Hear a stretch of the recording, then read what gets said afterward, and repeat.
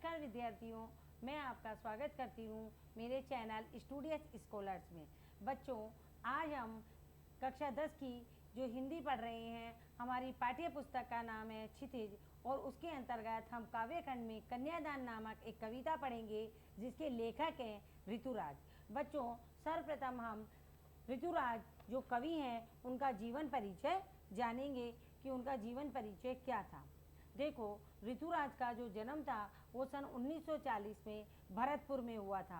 कहाँ हुआ था उनका जन्म? 1940 में भरतपुर में हुआ। राजस्थान विश्वविद्यालय जयपुर से उन्होंने अंग्रेजी में एमए की थी और 40 वर्ष तक लगातार अंग्रेजी साहित्य के अध्यापन के बाद अब वो सेवानिवृत्ति लेकर जयपुर में रह रहे हैं। देखो बच्चों, उन्होंने कविता लिखी है हिंदी में और लेकिन उन्होंने 40 वर्षों तक अंग्रेजी साहित्य के अध्यापन का कार्य करवाया था। अब उनके 8 कविता संग्रह अब तक उनके 8 कविता संग्रह प्रकाशित हो चुके हैं, जिनमें एक मरणाधर्मा एवं और अन्य पुल पर पानी, सूरत, निरत और लीला मुखारविंद प्रमुख हैं। उन्हें बच्चों देखो, उन्हें कई पुरस्कार मिले। उनमें से उनके प्रमुख पुरस्कार थे सोमदत्त परमिल सम्मान, मीरा पुरस्कार, पहल सम्मान तथा बिहारी पुरस्कार उनको मिल चुके हैं। मुख्य धारा से अलग समाज के हाशिए के लोगों के लिए देखो चिंताओं को ऋतुराज ने अपने लेखन का विषय बनाया था। किस चीज़ को अपने लेखन का विषय बनाया था उन्होंने? जो समाज के हाशिए पर जो लोग रह रहे हैं, ऐसे लोग जो समाज के हाशिए पर रह रहे हैं, उनको अपने लेखन का विषय बनाया। उनकी कविताओं में दैनिक जीवन के अनुभव का यथार्थ मिलता है। क्या मिलता है उनकी कविताओं में? दैनिक जीवन के अनुभव का यथार्थ मिलता है और वे अपनी आसपास रोजमर्रा में घटित होने वाली सामाजिक शोषण और विडंबनाओं पर निगाह डालते हैं। यानी उनकी जो कविताएं हैं वो जो रोजमर्रा की सामाजिक जीवन में घटनाएं घट रही है उनके ऊपर उनकी कविताएं रची गई है। उन्होंने सामाजिक शोषण और विडंबनाओं पर भी अपनी बहुत सारी निगाहें डाली है। यही कारण है कि उनकी भाषा अपने परिवेश और लोक जीवन से जुड़ी हुई है। यानी कि जो ऋतुराज जी ने जितनी भी कविताएं लिखी है वो सामाजिक शोषण और विडंबनाओं के बारे में लिखी है और उनकी जो भाषा है वो परिवेश और लोक जीवन से जुड़ी हुई है। आज हम उनकी कविता कन्यादान पढ़ेंगे। कौन सी कविता पढ़ेंगे? कन्यादान। कन्यादान के अंतर्गत इस कविता में माँ बेटी को स्त्री के परंपरागत आदर्श रूप से हटकर सीख दे रही है। मतलब माँ है जो अपनी बेटी को क्या सीख दे रही है कि परंपरागत जो आदर्श रूप से हट करके सीख दे रही है। यानी कि जहाँ बेटी जब ससुराल जाती है तो माँ उसे ससुराल के नियम कायदे मानने की सीख देती है, लेकिन माँ जो इस कविता में है वो आदर्श रूप से हटकर, यानी जो परंपरागत आदर्श रूप है उससे हट करके सीख दे रही है। यहाँ कवि का क्या मानना है कि समाज व्यवस्था द्वारा स्त्रियों के लिए आचरण संबंधी, देखो कौन से संबंधी? आचरण संबंधी जो प्रतिमान गढ़ लिए जाते हैं वे आदर्श के मुलम्मे में बंधन होते हैं। ये आदर्श के मुलम्मे में जो बंधन होते हैं यानी कि जो प्रतिमान हमने समझ लिए हैं, गढ़ लिए हैं, जो परंपराएं हमने बना ली है वही परंपराओं में हम बनते हुए चले जाते हैं। कोमलता के गौरव में, किसमें? कोमलता के गौरव में कमजोरी का उपहास छिपा रहता है। यानी कि नारी की कोमलता में उसकी कमजोरी का जो व्यंग है वो छिपा रहता है। लड़की जैसा न दिखाई देने में, यानी कि लड़की जैसा न दिखाई देने में इसी आदर्शीकरण का प्रतिकार है। यानी कि एक महिला होकर के वो अबला के रूप में रहती है। यहाँ बेटी माँ के सबसे निकट रहती है। बेटी जो होती है वो माँ के सबसे निकट और उसके सुख दुख की साथी होती है। इसी कारण उसे अंतिम पूंजी कहा गया है। माँ बेटी का जो संबंध होता है वो सबसे निकटता का संबंध होता है।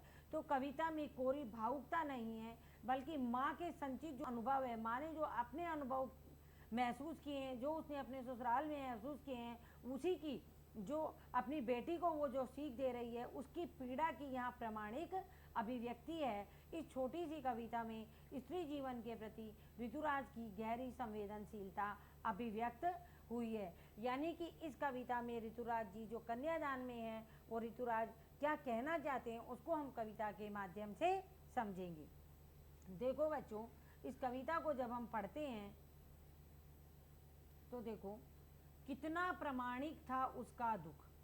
यानी क्या है? कितना प्रामाणिक था उसका दुख। यानी किसका दुख? माँ का। किसका दुख था? माँ का।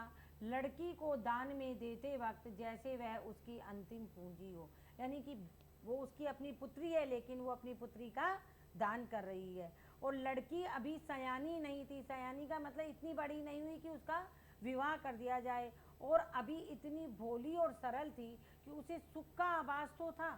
यानी वो जो बच्ची थी वो अभी 18 साल की नहीं हुई, उसका विवाह हो रहा है, उसे ये सुख तो था कि मेरी शादी हो रही है, उसमें बहुत सारे मुझे नए वस्त्र पहनने को मिलेंगे, मिठाइयाँ मिलेंगी, नाच गाना होगा। तो इस सुख का तो उसे आभास था, लेकिन दुख उसे बाँचना नहीं आता था। यानी विवाह प्रांत जो ससुराल में उसे जो तकलीफ़ें पानी है, जो विघ्न उठाने हैं, जो बाधाएं उसके जीवन में आने वाली है, वो दुख उसे बाँचना नहीं आता था। पाठिका थी वह धुंधले प्रकाश की। यहाँ देखना, पाठिका यानी उस बेटी को जो बताया गया है वो धुंधले प्रकाश की पाठिका थी। यानी कि उसको जो प्रकाश दिखाई दे रहा था वो बहुत धुंधला था, कुछ तुकों और कुछ लयबद्ध पंक्तियों का। यानी कुछ तुक और कुछ लयबद्ध पंक्तियों की वो धुंधली प्रकाश की पाठिका थी। तो बच्चों, पहले अब हम इसके शब्दार्थ देखेंगे। तो वो अब देखिए आप, यहाँ जैसे प्रमाणिक, प्रमाणिक का यहाँ अर्थ होता है प्रमाणों से सिद्ध। किससे सिद्ध? प्रमाणों से सिद्ध, या वास्तविक। सयानी, सयानी का अर्थ है बड़ी, सयानी का अर्थ है बड़ी होना या समझदार होना। क्या होना? समझदार होना। आभास होना यानी हमें किसी चीज़ को महसूस होना या पहले से आभास होना। बाँचना यानी पढ़ना। पाठिका, पाठिका का अर्थ है यहाँ पढ़ने वाली। धुंधले, धुंधले वो होते हैं जो दिखाई नहीं देते हैं, दिखते भी हैं और नहीं भी दिखाई देते, यानी अस्पष्ट शब्द। लयबद्ध, जो सुर ताल से युक्त होते हैं, जो लय में बधी हुई रहती है।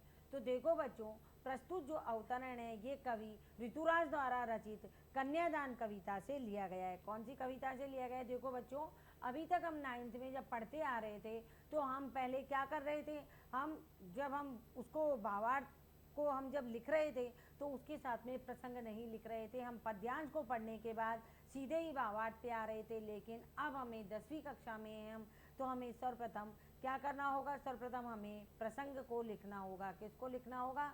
प्रसंग। प्रसंग का मतलब होता है कि हमने ये कविता कहाँ से लिखी है और इस कविता के लेखक कौन है, और तत्पश्चात हम उसकी सप्रसंग उसकी व्याख्या करेंगे। अब हम इसकी व्याख्या करने जा रहे हैं। तो देखो बच्चों, जो कविता हमने पढ़ी है वो कविता है हमारी कितना प्रमाणिक था उसका दुख।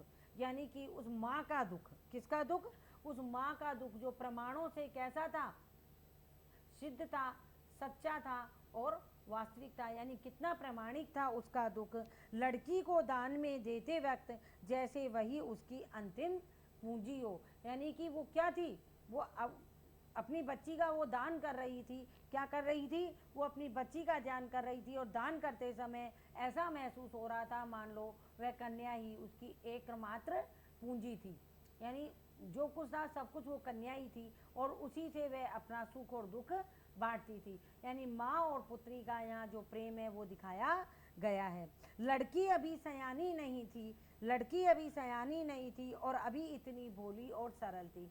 यानी वह लड़की अभी सयानी यानी पूरी तरह बड़ी या पूरी समझदार नहीं हो पाई थी, और ना ही वो शारीरिक दृष्टि से विवाह के योग हो पाई थी, और ना ही उसे दीन दुनिया की पूरी व सही समझती। यानी कि लड़की बड़ी तो हो चुकी थी लेकिन इतनी सयानी नहीं थी कि वो शादी विवाह के बाद होने वाली जो तकलीफ़ें हैं उनको वो समझ सके। वो कैसी थी?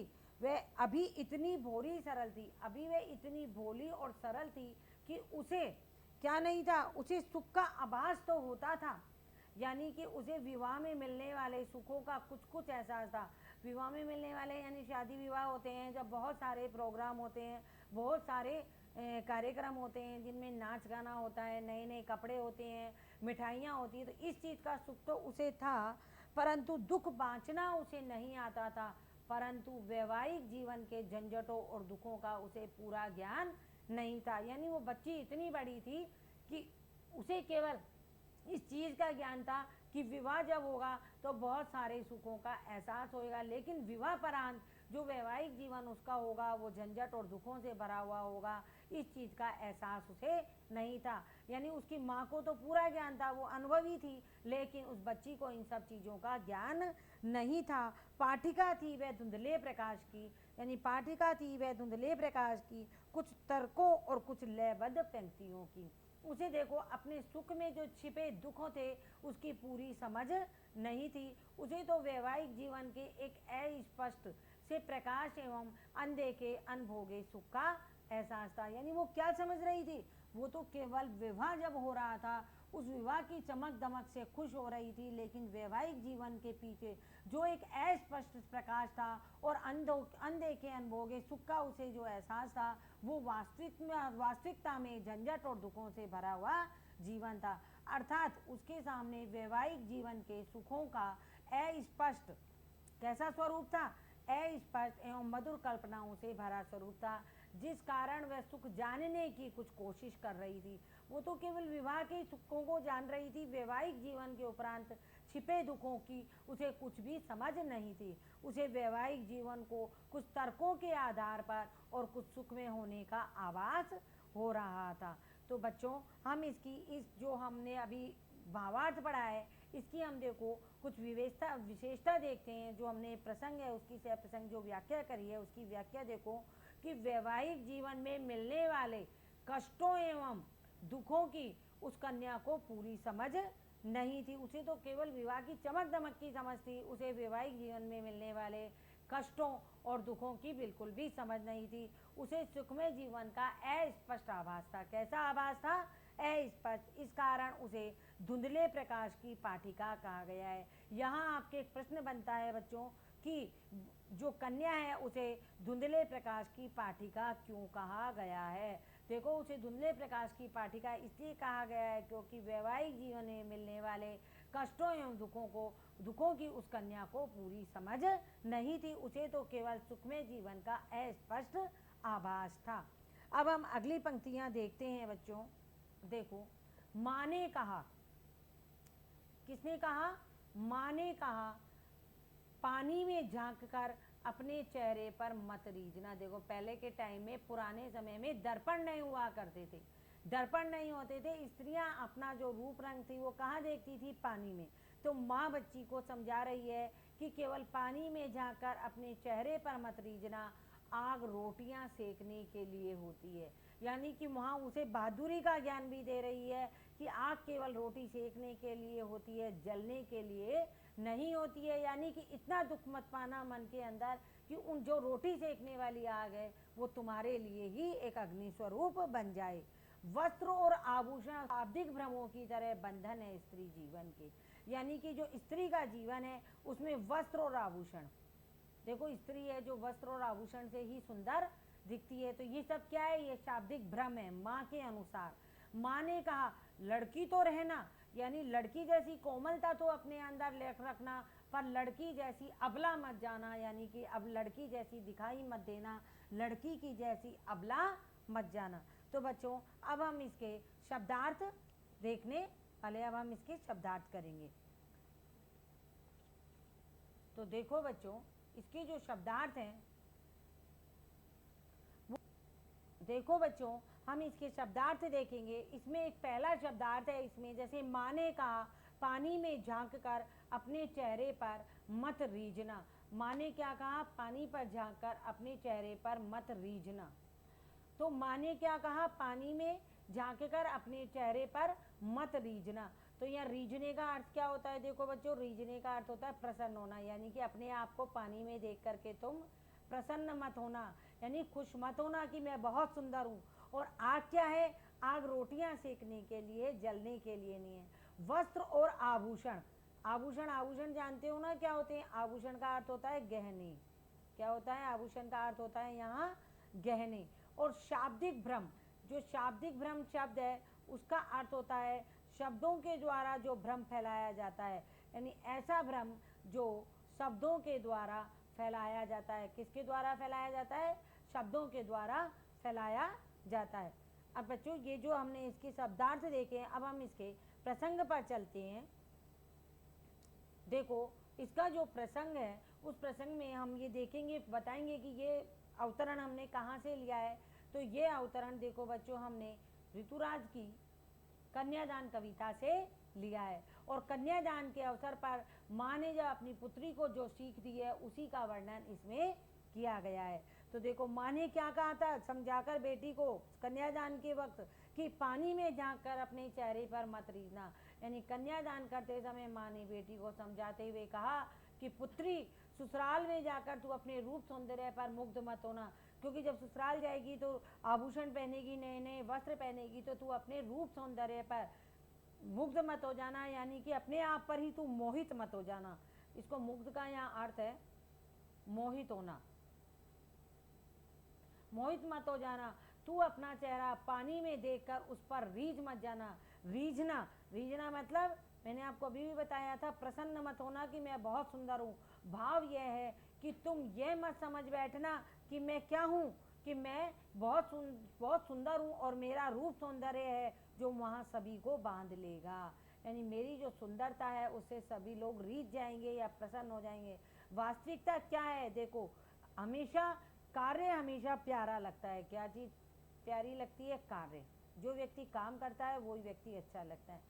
चाम, चाम का यहाँ अर्थ होता है रूप सौंदर्य, यानी रूप सौंदर्य थोड़े दिन का ही अच्छा लगता है। जब नई नई बहू घर में आती है तो कुछ टाइम के लिए उसका रूप सौंदर्य अच्छा लगता है। यदि वो काम नहीं करेगी घर में तो वह किसी को भी अच्छी नहीं लगेगी। तो माँ बेटी को समझा रही है कि तुम अपने रूप सौंदर्य पर रीझ मत जाना, यानी खुश मत होना। तुम्हारा रूप सौंदर्य तुम ये समझ लो कि वहाँ सभी को बांध लेगा, ऐसा कुछ नहीं है।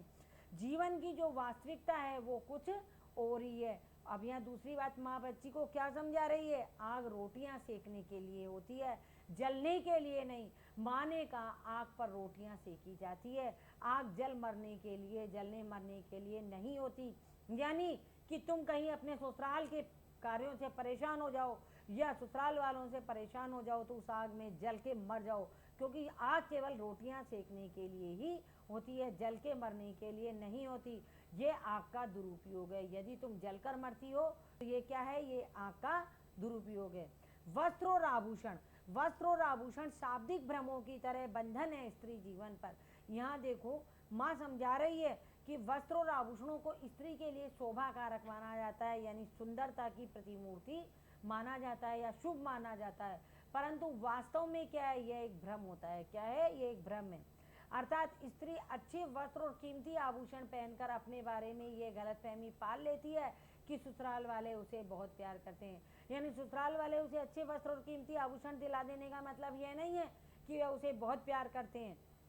वो कब प्यार करेंगे उसे? जब वो वहाँ पूरा अपना काम करेगी। और वह स्त्री क्या करती है? इनके लोभ में आ जाती है, अपने ससुराल वालों के दिए वस्त्राभूषणों में लोभ में आ जाती है। लेकिन यदि यथार्थ रूप में वास्तविकता में यदि देखा जाए तो ये वस्त्र और आभूषण स्त्री के लिए क्या है? बंधन है। यानी कि ससुराल वाले इसमें वस्त्र और आभूषण पहना करके स्त्री को बंधन में बांध देते हैं। और जब वह इन बंधन में बंधकर मोह या भ्रम से ग्रस्त हो जाती है तो इससे अपना अस्तित्व भूल जाती है। क्या हो जाता है? वह अपना अस्तित्व भूल जाती है, यानी अपने ससुराल वालों के इस मोह और बंधन में बन जाती है। कौन से? वस्त्र और आभूषण के में।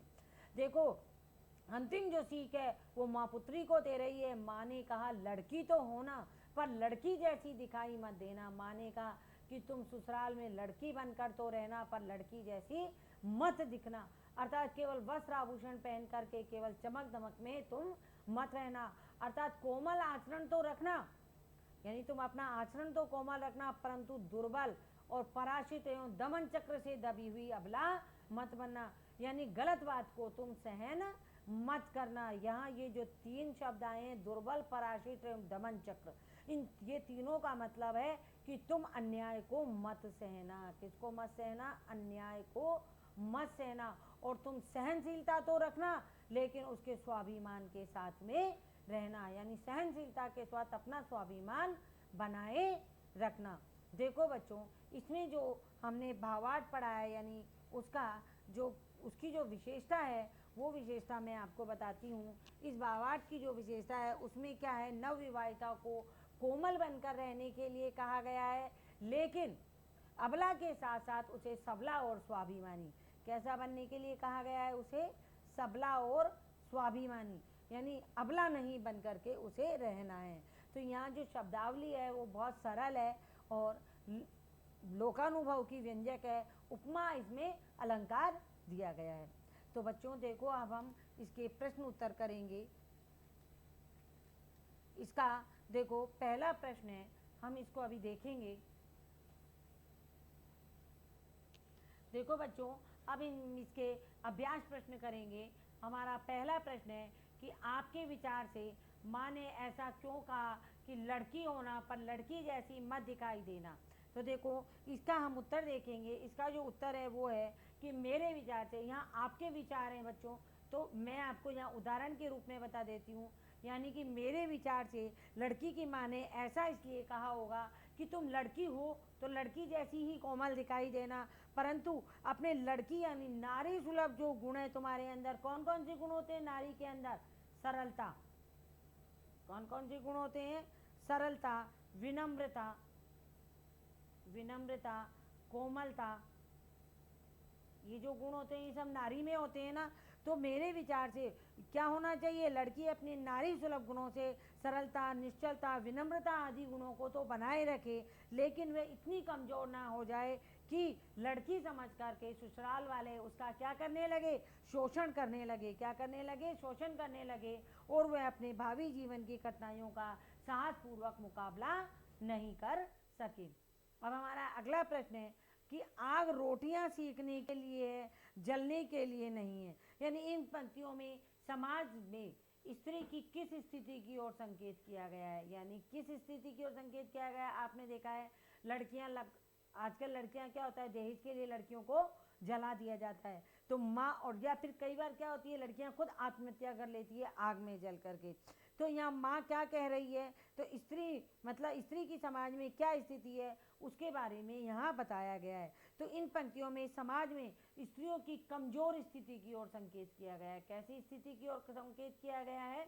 कमजोर स्थिति की ओर संकेत किया गया है कि ससुराल में जो ससुराल वाले परिजन होते हैं वो क्या करते हैं? वो लड़की का शोषण करते हैं। क्या करते हैं? शोषण करते हैं, और शोषण की ओर संकेत किया गया है। और कभी कभी बहुएं क्या करती है, इस शोषण से क्या हो जाती है? मुक्ति पाने के लिए, यानी वो इतनी परेशान हो जाती है कि स्वयं को क्या कर देती है? आग के हवाले कर देती है। इसलिए माँ के बता रही है बेटी को कि तुम अगर ससुराल में परेशान हो जाओ तो आग में कभी मत जलना, क्योंकि इससे क्या है? आग का अपमान होगा, उसका दुरुपयोग होगा। क्या होगा? दुरुपयोग होगा। आग केवल रोटी सेकने के लिए है, जलने के लिए नहीं है। और माँ ने बेटी को सचेत करना क्यों जरूरी समझा? क्यों जरूरी समझा? देखो, माँ ने बेटी को सचेत करना इसलिए जरूरी समझा क्योंकि उसकी बेटी अभी कैसी है? भोली है और नासमझ है।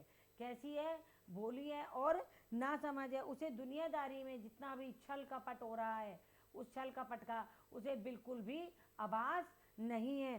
तो वह क्या है? इसलिए माँ कह रही है कि कहीं वो अपने ससुराल में शोषण की शिकार ना हो जाए, इसलिए वह माँ उसे समझा रही है कि वे शादी विवाह को जो सुख में कल्पना समझ रही है, वह ससुराल के दूसरे पक्ष से अनभिज्ञ है कि विवाह प्रांत उसे कौन कौन से कष्ट मिलेंगे। इसलिए माँ बेटी को सचेत करके बता रही है कि तुम वहाँ ससुराल वालों के द्वारा दिए गए वस्त्र आभूषणों से क्या मत हो जाना? मोहित मत हो जाना, या उन पर रीझ मत जाना। हमारा अगला प्रश्न है, पाठिका थी वह धुंधले प्रकाश की कुछ तुकों और लयबद्ध पंक्तियों की। ये किसके लिए कहा गया है? ये कन्या के लिए कहा गया है। किसके लिए कहा गया है? उस कन्या के लिए कहा गया है जो नासमझ और भोली है। उसे केवल विवाह जब हो रहा है उस विवाह के सुखों का उसे ज्ञान है, क्योंकि विवाह में जो प्रोग्राम हो रहे हैं, जो कार्यक्रम हो रहे हैं, जो नए वस्त्र आभूषण उसे प्राप्त हो रहे हैं, उससे वह खुश हो रही है। लेकिन वो धुंधले प्रकाश की पाठिका है, क्योंकि उसे विवाह प्रांत यानी विवाह के उपरांत जो धुंधला प्रकाश है वो उसे दिखाई नहीं दे रहा है, कुछ तुकों और कुछ लयबद्ध पंक्तियों को। मतलब ये है कि यहाँ पर कि विवाह प्रांत जो उसके साथ होने वाला है, जो शोषण छल कपट होने वाला है, उसकी उसे बिल्कुल भी जानकारी नहीं है। हमारा अगला प्रश्न है, माँ को अपनी बेटी अंतिम पूंजी क्यों लग रही थी? देखो, माँ को अपनी बेटी अंतिम पूंजी इसलिए लग रही थी क्योंकि कन्यादान के बाद माँ एकदम अकेली रह जाने वाली थी। पहले माँ पुत्री के साथ रह रही थी, लेकिन उसे लग रहा, अब माँ को लगा मेरी पुत्री जब ससुराल चली जाएगी तो वह ससुराल में ही रच बस जाएगी। तो माँ को वो अंतिम पूंजी लग रही थी, क्योंकि माँ को अकेलापन महसूस हो रहा था, और पुत्री माँ की सुख दुख की साथिन थी। किस चीज़ की साथिन थी बच्चों? सुख दुख की साथिन थी। इसके साथ वह अपनी निजी बातें भी बांट लिया करती थी, माँ पुत्री दोनों मिलकर। तो बेटी माँ के लिए सबसे प्रिय वस्तु होती है। अब वह दूसरों के हाथों में जब उसे सौंपने जा रही है तो वह नितांत अकेली रह जाएगी। हमारा अगला प्रश्न है, माँ ने बेटी को क्या क्या सीख दी। देखो, जब बेटी ससुराल जा रही है तो माँ, जो हम दूसरा पैराग्राफ हमने पढ़ा था, उस पैराग्राफ के अंतर्गत हमने देखा कि माँ ने उसे क्या क्या सीख दी। माँ ने उसे कहा कि पानी में रीझकर अपने चेहरे पर, मतलब मत रीझना, पानी में देखकर अपने चेहरे पर मत रीझना। रीझना मतलब मत प्रसन्न होना चेहरे पर देख करके। क्यों? क्योंकि ये आग है जो चेहरे पर यदि तुम रीझ जाओगी, तुम ये सोच लोगी कि मेरे ससुराल वाले मेरे रूप सौंदर्य पर, उसके ससुराल वाले क्या है कि उसके रूप सौंदर्य पर क्या है, मुग्ध है। ऐसा कुछ भी नहीं है। तो यहाँ ससुराल के द्वारा या दूसरों के द्वारा दी गई प्रशंसा से अपने रूप सौंदर्य पर आत्ममुग्ध होने से मना किया गया है। साथ ही माँ ये बता रही है कि आग है जो रोटियां सेकने के लिए, उसका दुरुपयोग अपने जलने के लिए मत करना। क्या मत करना? उसका दुरुपयोग मत करना। किस काम के लिए? अपने जलने के लिए। तीसरा, वस्त्र और आभूषण के मोह में मत फंस जाना। किसके मोह में? वस्त्र और आभूषण के मोह में फंसकर इन बंधनों में मत पड़ जाना। चौथा, जो असली गुण, जो असली सीख थी जो माँ ने उसे दी थी, वो थी कि नारी सुलभ गुण तो बनाए रखना। नारी सुलभ गुण क्या होते हैं? कोमलता, विनम्रता, सहनशीलता, निश्चलता और प्रेम। यानी ये सारे गुण तो तुम बनाए रखना, लेकिन तुम अबला नहीं। क्या बनना? सबला। यानी तुम अपने स्वाभिमान के लिए हमेशा तैयार खड़ी रहना, अपने स्वाभिमान को कभी भी न गिरने देना। तो बच्चों, आज हमारा ये जो पाठ है कन्यादान, ये आज यहाँ पूरा हो गया है, और प्रश्न उत्तर सहित भावार्थ और शब्दार्थ के साथ। अगर आपको ये पसंद आया तो आप इसे लाइक कीजिए, शेयर कीजिए, सब्सक्राइब कीजिए, और आपको कोई भी इसमें परेशानी हो या डाउट हो तो आप मुझे कमेंट्स बॉक्स में डाल करके पूछ सकते हैं। धन्यवाद बच्चों।